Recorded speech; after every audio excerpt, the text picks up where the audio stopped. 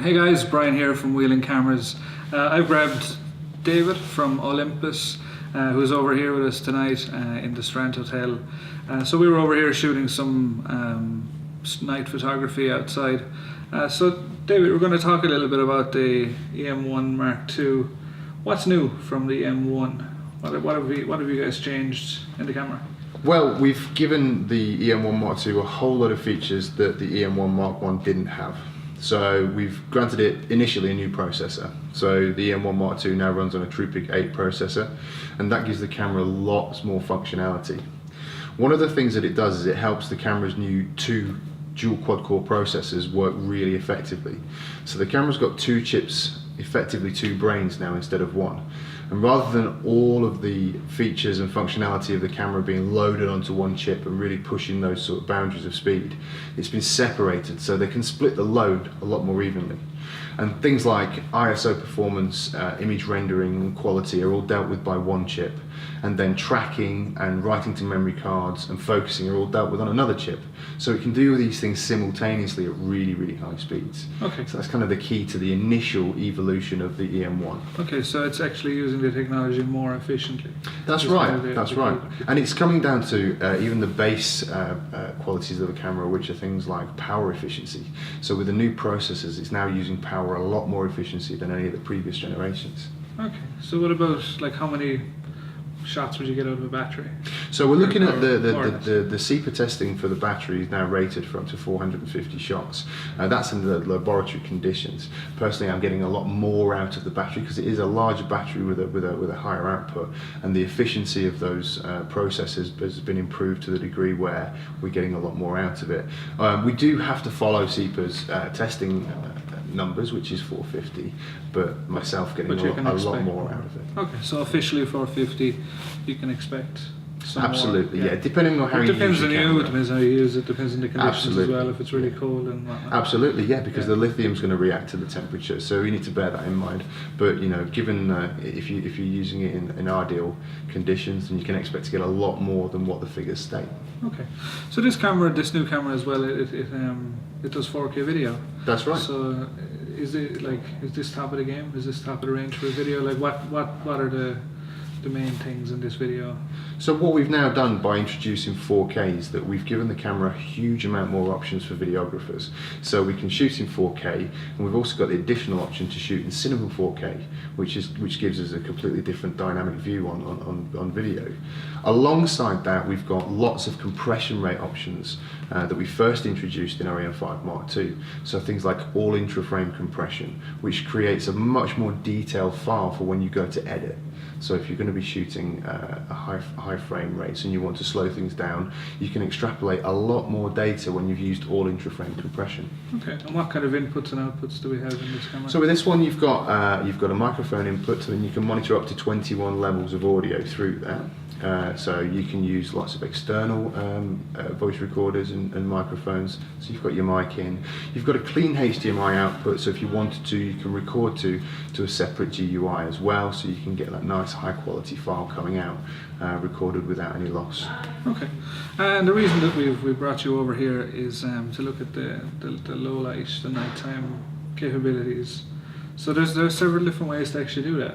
Onto the traditional just shooting with a slow shutter speed, there's more features now in this camera, and as well as most of the Olympus range, of course. That's right. I mean, all of the Olympus range have very, very high quality in-body stabilization, which straight from the get-go allows us to shoot at much slower shutter speeds handheld, and that's absolutely fantastic if you need to absorb lots of light and maintain a really nice clean ISO. But the way that our exclusive long exposure features have developed are very, very special. So the EM1 Mark II, along with the EM10 Mark II, the EM10 Mark III, the EM5 Mark II, and also, believe it or not, the TG5 tough camera, all have the capability to do something called live time and live composite. And they're two quite separate features in the sense that live time will give you traditional bulk photography access, but instead of shooting blind, you'll actually see your exposure develop on the screen of the camera, or perhaps on a smart device if you connect it via the Wi-Fi. And this is really good for controlling your exposure absolutely from start to finish. The evolution of that is live composite. And what this does is layer the images together without risking overexposing an entire scene. So let's say, for example, you wanted to take a shot of the castle here in Limerick. You would take a base shutter reading to get the castle exposure just right. You'd then input that shutter speed into live composite and allow it to run. On a nice clear night, you're going to get that perfectly exposed castle that will never go further than you've initially programmed it to. However, if you left that running over an hour and a half, you will get those beautiful star trails appearing in the background without the need to take it off to post-edit and stack lots of photos together. Okay. And all of those features are created in raw format as well. Okay, so much less shooting in the dark, you're seeing, much more of what you're actually doing. Exactly. Now our long exposure shots are no longer done absolutely blind. One of the other benefits of live composite is that because you're using a shorter base shutter speed, even though you're running it for an hour and a half to get those star trails, you're not going to acquire an hour and a half's worth of noise in the image. You'll only get the base amount of noise. Yes, okay. So if we're only running 15-second shots for an hour and a half, then 15 seconds worth of noise is virtually non-existent. Okay. So there's a few things that's really good. It's good at low light, and also a little bit about focus stacking. So for macro photography, this focus stacking looks pretty exciting. It is. It's a phenomenal new feature.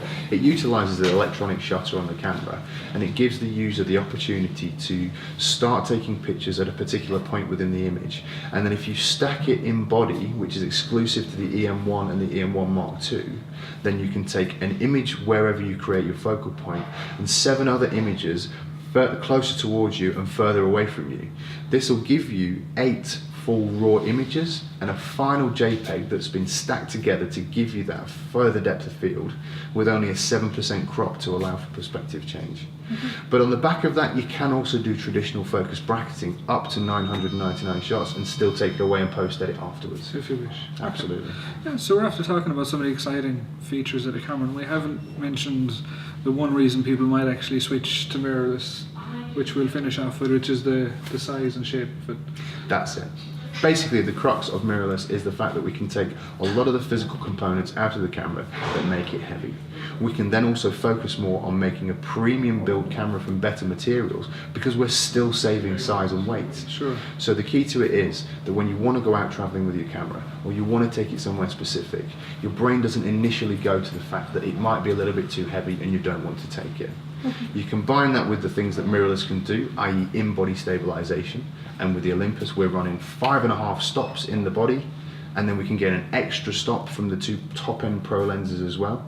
It effectively means that you can handheld shots down to, and if you're very good, slower than 2 seconds, and really make the most of kind of low light opportunities with that in-body stabilization. Yeah. So again, 2 seconds is the the conservative reckoning. Absolutely. We were shooting out on the balcony here earlier on, and one of the guys here, he managed to shoot a pin perfect shot at 10 seconds. That's it. So again, it's possible, and it's breathtaking. Again, he was telling me his little technique that you exhale when you take the shot, and it lets you get that extra little bit of time. I managed an 8-second exposure. My 10-second was a little bit shaky in comparison to his. There's a natural skill involved as well. But it's phenomenal. I mean, you can just have so much fun because every shot you're going to get is going to be good. That's right. More or less, in comparison to taking out an SLR, having to set it up, have your remote control, making sure it doesn't move. This one you can move it a little bit, and then in 10 seconds you can move another little bit. And it's fine. Absolutely. I mean, I haven't seen kind of people's faces when they try this for the first time. Like tonight when we went out on the balcony of the hotel, and people are trying this kind of long shutter speed on top of the stabilization, and people's expectations are that it's not going to work, or they've kind of suddenly realised that what a difference it will make to their own photography having that kind of functionality in the camera. And it is almost sometimes laughable because we've been kind of prepared in photography for years and years and years to use minimum shutter speeds with certain focal lengths, and unfortunately now with the grade of stabilization we've got, that kind of reciprocal rule ideology is a bit of a moot point, but in a really, really good way. It's kind of a positive evolution, and again it's down to the mirrorless technology. By taking all sorts of kind of physical mechanics out, we can put all these really high-tech features in. Cool. So we could speak all night about it. There's so much stuff. I mean, workflow. There's other things we could mention, but I think we'll kind of wrap it up there. So David, thanks so much. Thank you very much. Thank you for watching, and as usual, like, subscribe, comment if you like this kind of stuff, or if you have any ideas for any videos that you'd like us to make, just let us know. So again, thanks for watching. Goodbye.